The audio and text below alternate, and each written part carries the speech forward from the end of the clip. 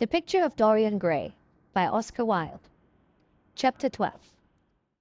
It was on the 9th of November, the eve of his own 38th birthday, as he often remembered afterwards. He was walking home about 11 o'clock from Lord Henry's, where he had been dining, and was wrapped in heavy furs, as the night was cold and foggy. At the corner of Grosvenor Square and South Audley Street, a man passed him in the mist, walking very fast and with the collar of his grey ulster turned up. He had a bag in his hand. Dorian recognized him. It was Basil Hallward. A strange sense of fear, for which he could not account, came over him. He made no sign of recognition and went on quickly in the direction of his own house. But Hallward had seen him. Dorian heard him first stopping on the pavement and then hurrying after him. In a few moments, his hand was on his arm. "Dorian, what an extraordinary piece of luck. I have been waiting for you in your library ever since 9 o'clock. Finally, I took pity on your tired servant and told him to go to bed, as he let me out. I'm off to Paris by the midnight train, and I particularly wanted to see you before I left. I thought it was you, or rather your fur coat, as you passed me, but I wasn't quite sure. Didn't you recognize me?" "In this fog, my dear Basil? Why, I can't even recognize Grosvenor Square. I believe my house is somewhere about here, but I don't feel at all certain about it. I'm sorry you are going away, as I have not seen you for ages, but I suppose you will be back soon?" "No, I'm going to be out of England for 6 months. I intend to take a studio in Paris and shut myself up till I have finished a great picture I have in my head. However, it wasn't about myself I wanted to talk. Here we are at your door. Let me come in for a moment. I have something to say to you." "I shall be charmed, but won't you miss your train?" said Dorian Gray languidly as he passed up the steps and opened the door with his latch key. The lamplight struggled out through the fog, and Hallward looked at his watch. "I have heaps of time," he answered. "The train doesn't go till 12:15, and it is just 11. In fact, I was on my way to the club to look for you, when I met you.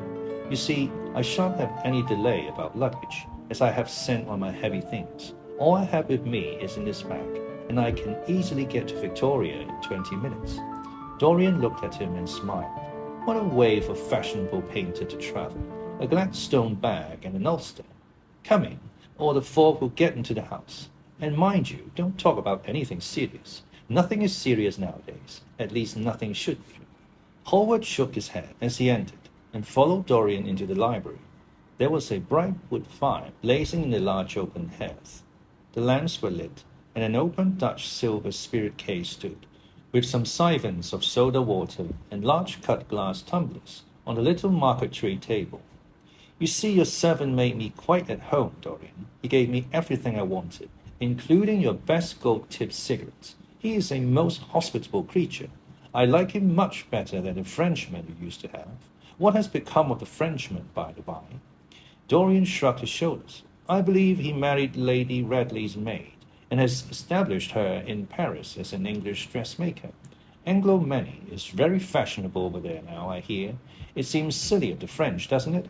But, do you know, he was not at all a bad servant. I never liked him, but I had nothing to complain about. One often imagines things that are quite absurd. He was really very devoted to me and seemed quite sorry when he went away. Have another brandy and soda, or would you like hock and seltzer? I always take hock and seltzer myself. There is sure to be some in the next room." "Thanks, I won't have anything more," said the painter, taking his cap and coat off and throwing them on the bag that he had placed in the corner. "And now, my dear fellow, I want to speak to you seriously. Don't frown like that. You make it so much more difficult for me." "What is it all about?" cried Dorian in his petulant way, flinging himself down on the sofa. "I hope it is not about myself. I'm tired of myself tonight. I should like to be somebody else." "It is about yourself," answered Hallward in his grave, deep voice, "and I must say it to you. I shall only keep you half an hour." Dorian sighed and lit a cigarette. "Half an hour," he murmured. "It is not much to ask of you, Dorian, and it is entirely for your own sake that I am speaking. I think it right that you should know that the most dreadful things are being said against you in London. I don't wish to know anything about them. I have scandals about other people, but scandals about myself don't interest me. They have not got the charm of novelty." "They must interest you, Dorian. Every gentleman is interested in his good name. You don't want people to talk of you as something vile and degraded. Of course, you have your position and your wealth and all that kind of thing, but position and wealth are not everything. Mind you, I don't believe these rumors at all. At least, I can't believe them when I see you.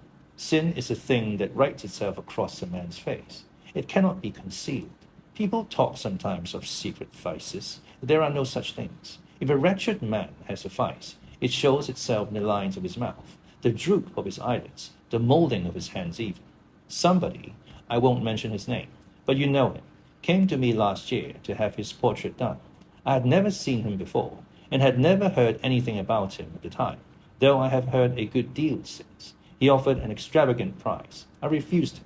There was something in the shape of his fingers that I hated. I know now that I was quite right in what I fancied about him. His life is dreadful. But you, Dorian, with your pure, bright, innocent face, and your marvelous and troubled youth, I can't believe anything against you. And yet I see you very seldom, and you never come down to the studio now, and when I'm away from you, I hear all these hideous things that people are whispering about you. I don't know what to say. Why is it, Dorian, that a man like the Duke of Berwick leaves the room of a club when you enter it? Why is it that so many gentlemen in London will neither go to your house or invite you to theirs? You used to be a friend of Lord Staveley. I met him at dinner last week. Your name happened to come up in conversation, in connection with the miniatures you have to lend to the exhibition at the Dudley. Staveley curled his lip and said that you might have the most artistic tastes, but that you were a man whom no pure-minded girl should be allowed to know, and whom no chaste woman should sit in the same room with. I reminded him that I was a friend of yours, and asked him what he meant. He told me right out before everybody. It was horrible. Why is your friendship so fatal to young men? There was that wretched boy in the Guards who committed suicide. You were his great friend. There was Sir Henry Ashton, who had to leave England for a tarnished name. You and he were inseparable. What about Adrian Singleton and his dreadful end? What about Lord Kent's only son and his career? I met his father yesterday in St. James Street. He seemed broken with shame and sorrow. What about the young Duke of Perth? What sort of life has he got now? What gentleman would associate with him? Stop, Basil. You are talking about things of which you know nothing, said Dorian Gray, biting his lip and with a note of infinite contempt in his voice. You ask me why Berwick leaves a room when I enter it. It is because I know everything about his life, not because he knows anything about mine. With such blood as he has in his veins, how could his record be clean? You ask me about Henry Ashton and young Perth. Did I teach the one his vices and the other his debauchery? If Kent's silly son takes his wife from the streets, what is that to me? If Adrian Singleton writes his friend's name across a bill, am I his keeper? I know how people chatter in England. The middle classes air their moral prejudices over their gross dinner tables and whisper about what they call the profligacies of their betters in order to try and pretend that they are in smart society and on intimate terms with the people they slander. In this country, it is enough for a man to have distinction and brains for every common tongue to wag against him. And what sort of lives do these people, who pose as being moral, lead themselves? My dear fellow, you forget that we are in the native land of the hypocrite. Dorian, cried Holmes, that is not the question. England is bad enough, I know. The English society is all wrong, and that is the reason why I want you to be fine. You have not been fine. One has right to judge of a man by the effect he has over his friends. Yours seem to lose all sense of honor, of goodness, of purity. You have filled them with a madness for pleasure.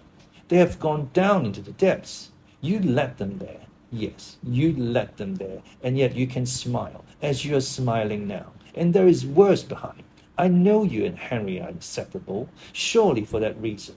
If for none other, you should not have made his sister's name a byword. Take care, Basil, you go too far. I must speak, and you must listen. You shall listen. When you met Lady Gwendolen, not a breath of scandal had ever touched her. Is there a single decent woman in London now who would drive with her in the park? Why, even her children are not allowed to live with her. Then there are other stories that you have been seen creeping at dawn out of dreadful houses and slinking in disguise into the foulest dens in London. Are they true? Can they be true? When I first heard them, I laughed. I hear them now, and they make me shudder. What about your country house and the life that is led there? Dorian, you don't know what is said about you. I won't tell you that I don't want to preach to you. I remember Harry saying once that every man who turned himself into an amateur curate for the moment always began by saying that, and then proceeded to break his word. I do want to preach to you. I want you to lead such a life as will make the world respect you. I want you to have a clean name and a fair record. I want you to get rid of the dreadful people you associate with. Don't shrug your shoulders like that. Don't be so indifferent. You have a wonderful influence. Let it be for good, not for evil. They say that you corrupt everyone with whom you become intimate, and that it is quite sufficient for you to enter a house for shame of some kind to follow after. I don't know whether it is so or not. How should I know? But it is said of you. I am told things that it seems impossible to doubt. Lord Gloucester was one of my greatest friends at Oxford. He showed me a letter that his wife had written to him when she was dying alone in her villa at Mentone. Your name was implicated in the most terrible confession I ever read. I told him that it was absurd, that I knew you thoroughly, and that you were incapable of anything of the kind. Know you? I wonder, do I know you? Before I could answer that, I should have to see your soul. To see my soul, muttered Dorian Gray, starting up from the sofa and turning almost white from fear. Yes, answered Hallward gravely, and with deep-toned sorrow in his voice, to see your soul. But only God can do that. A bitter laugh of mockery broke from the lips of the younger man. You shall see it yourself tonight, he cried, seizing a lamp from a table. Come, it is your own handiwork. Why shouldn't you look at it? You can tell the world all about it afterwards, if you choose. Nobody would believe you. If they did believe you, they would like me all the better for it. I know the age better than you do, though you will prate about it so tediously. Come, I tell you, you have chatted enough about corruption. Now you shall look on it face to face. There was the madness of pride in every word he uttered. He stamped his foot upon the ground in his boyish, insolent manner. He felt a terrible joy at the thought that someone else was to share his secret, and that the man who had painted the portrait that was the origin of all his shame was to be burdened for the rest of his life with the hideous memory of what he had done. Yes, he continued, coming closer to him and looking steadfastly into his stern eyes, I shall show you my soul. You shall see the thing that you fancy only God can see. Hallward started back.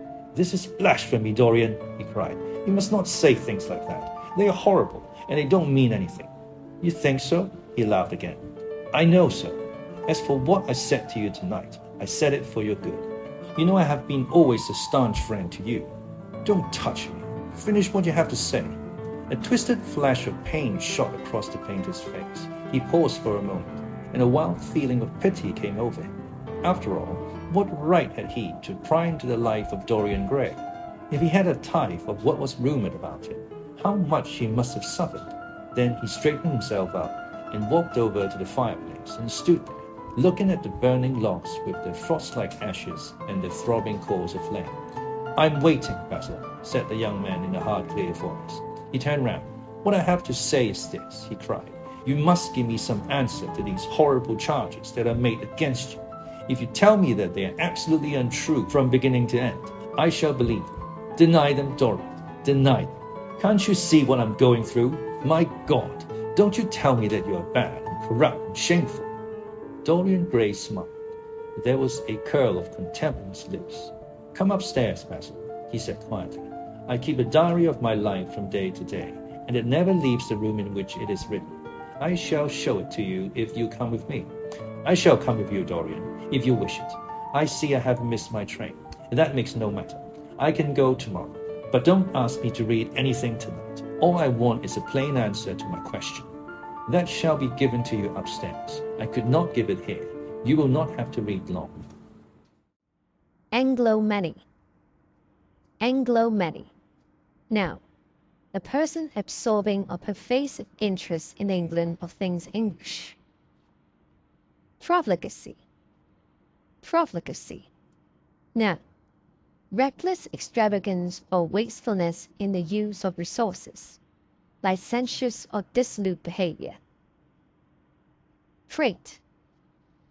Prate. Verb. Talk foolishly or at tedious length about something.